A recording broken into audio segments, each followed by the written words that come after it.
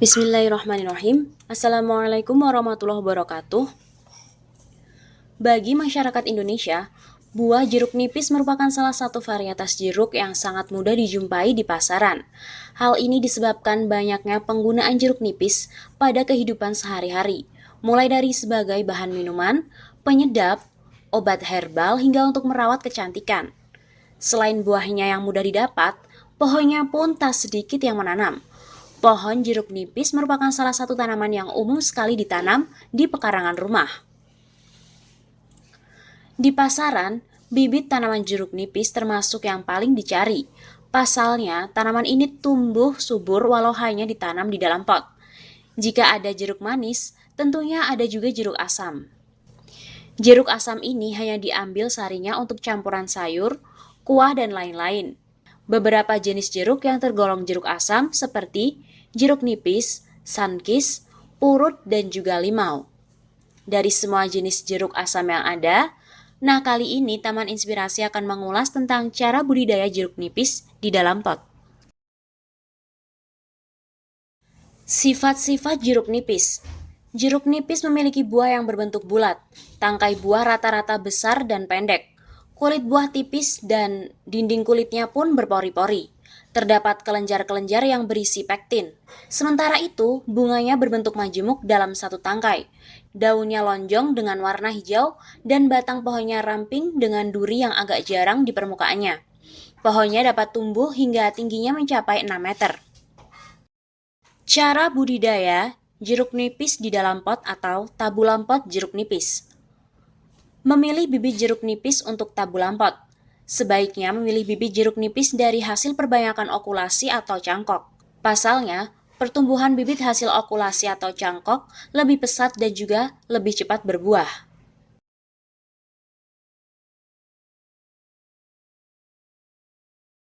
Memindahkan bibit jeruk nipis dari polybag ke pot. Siapkan pot berdiameter 20-40 cm untuk bibit berukuran kecil dan pot berdiameter 50-60 cm untuk bibit berukuran besar. Masukkan pecahan genting atau pecahan batu bata merah ke dasar pot. Lapisi atasnya dengan humus. Masukkan media tanam hingga ketinggian setengah tinggi pot. Media tanam yang digunakan bisa berupa campuran tanah, sekam, dan humus bambu dengan perbandingan 1:1:1, atau dengan campuran antara tanah, pasir, dan pupuk kandang dengan perbandingan 1:1:1, ataupun campuran tanah, pupuk kandang, dan juga serbuk gergaji dengan perbandingan 2:1:1. Siram media bibit hingga basah.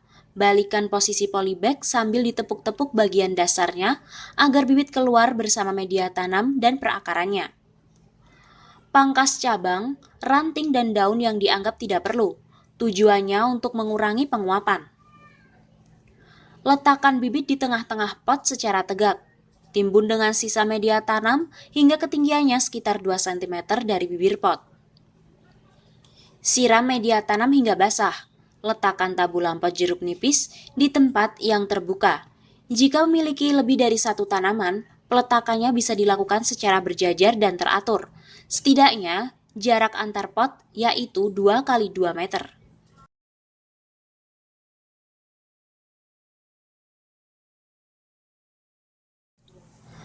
Perawatan harian jeruk nipis.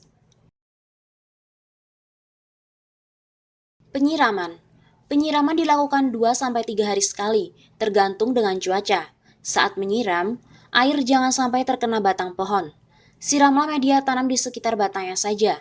Intinya, jangan sampai media tanam kekeringan. Namun, jangan pula terlalu becek. Cukup sedang-sedang saja. Pada dasarnya, tanaman jeruk tidak terlalu membutuhkan air yang banyak. Hindari proses penyiraman yang berlebihan karena hal tersebut akan membuat akar tanaman jeruk menjadi cepat membusuk dan merusak media tanam serta menghambat pertumbuhannya.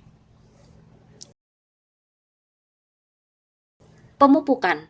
Pemupukan dilakukan ketika pohon berumur di atas 5 bulan. Pemupukan dilakukan setiap 3-4 bulan sekali menggunakan pupuk-pupuk urea, KCl, ataupun TSP. Dengan perbandingan 2:2:1. Taburkan 2 sendok makan campuran pupuk di sekeliling pot sedalam 10 cm. Jika tanaman mulai berbunga, berikan pupuk NPK 15-15-15 dengan dosis 1 sendok makan per tanaman. Sebelum diberikan, pupuk dilarutkan terlebih dahulu dalam 1 liter air.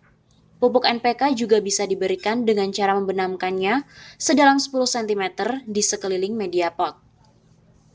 Agar tanaman tumbuh alami seperti kondisi asli di alam, cukup diberikan pupuk kandang ataupun kompos yang telah benar-benar matang, sebulan sekali. Lebih baik lagi jika pupuk telah difermentasi dengan mikroorganisme penyubur tanah semacam EM4. Hanya dengan pemupukan sederhana seperti ini, tanaman telah tercukupi kebutuhan haranya secara organik. Pemangkasan. Pemangkasan dilakukan dengan memotong sebagian cabang atau ranting, terutama yang menjulur ke atas.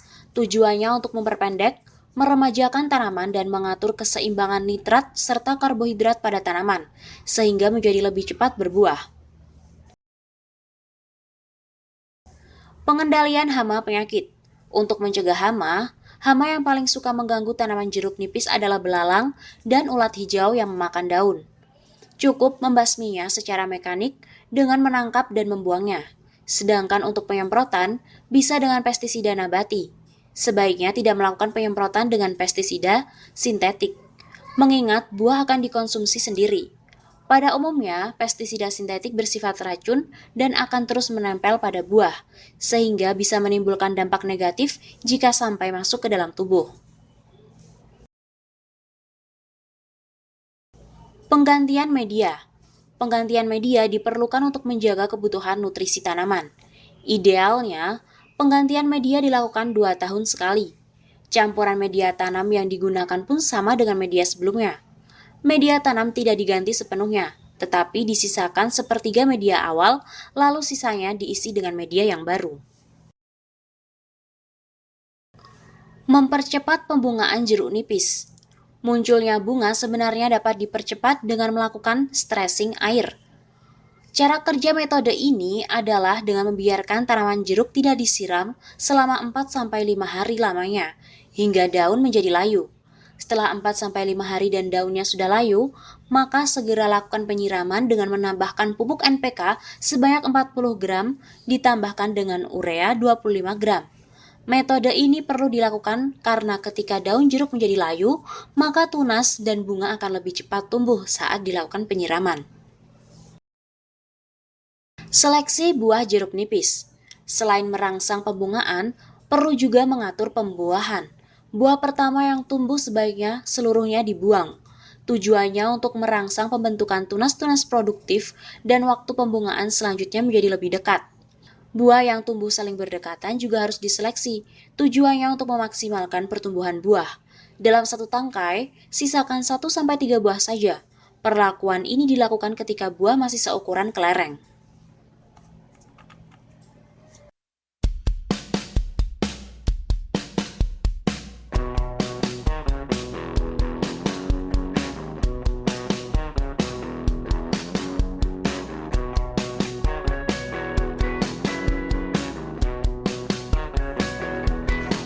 Sobat Taman Inspirasi, itu tadi cara tepat budidaya tabula pot jeruk nipis agar dapat berkembang dengan baik dan berbuah dengan cepat.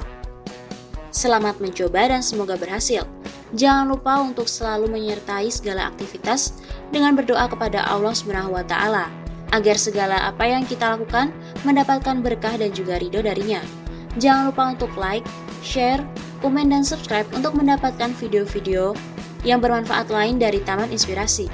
Wassalamualaikum warahmatullahi wabarakatuh.